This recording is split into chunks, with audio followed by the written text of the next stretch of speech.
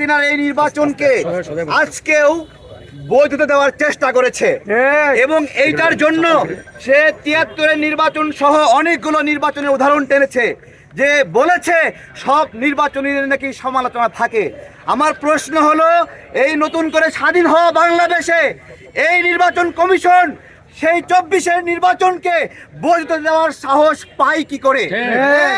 আপনাদেরকে একটা প্রশ্ন আজকে করতে চাই যে এই আওয়াল কমিশনের নির্বাচন এবং তার সকল স্বাক্ষর অবৈধ কিনা, তার স্বাক্ষরগুলো অবৈধ কিনা, তার সিদ্ধান্তগুলো অবৈধ কিনা, তাহলে স্বাধীন বাংলাদেশে ৫ তারিখের পরে যত স্বাক্ষর করেছে তা অবৈধ কিনা? আপনাদেরকে এই প্রশ্ন করছি। আমি গণ অধিকার পরিষদের একজন যুগ্ম সদস্য সচিব, আমি গণ অধিকার পরিষদ জিওপির কোনো সদস্য না। আপনাদেরকে একটা প্রশ্ন করছি, কোন দল আবেদন না করলে সেই দল নিবন্ধন পাওয়ার অধিকার পায় কিনা? আপনারা বলবেন আবেদন ছাড়া।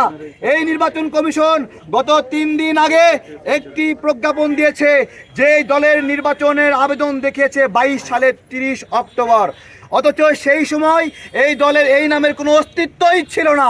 যাওয়ার আগেও এই শয়তানিগুলো করেছে এই নির্বাচন কমিশনার। আমাদের স্পষ্ট কথা, আমরা এদেরকে কাউকে এখান থেকে বের হতে দেব না, কেউ বের হতে পারবে না। সচিব আমলা থেকে সবাই দেশের সঙ্গে বেজ্জতি করেছে, গাদ্দারি করেছে। এবং আমরা আরো স্পষ্ট করছি, বর্তমানে যারা উপদেষ্টারা আছেন, সোজা কথা, এখন যে নির্বাচন কমিশন গঠন হবে, রাজনৈতিক দলগুলোর অংশীদারিত্বমূলক নির্বাচন কমিশন গঠন করতে হবে।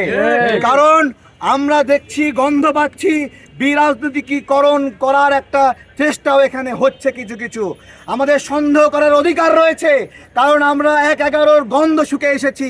আমরা এর পরবর্তীতে অনেক নির্বাচনের গন্ধ শুকেছি, যেগুলো আমাদের বিরুদ্ধে, জনগণের বিরুদ্ধে কাজ হয়েছে। এখন আমরা দ্রুত আহ্বান জানাই, যে সকল অনিবন্ধিত দল রয়েছে তাদেরকে রাজনীতি করার সুযোগ দিতে হবে। ১% যে জনগণের সমর্থনের বিষয়ে এসেছে মাঠ পর্যায়ে, আমি হলফ করে বলতে চাই, এখন পর্যন্ত যে সকল রাজনৈতিক ব্যক্তিত্ব 1% সমর্থন নিয়ে নির্বাচন করেছে, তাদের কারো 1% সমর্থন সঠিক না, সব ভুয়া।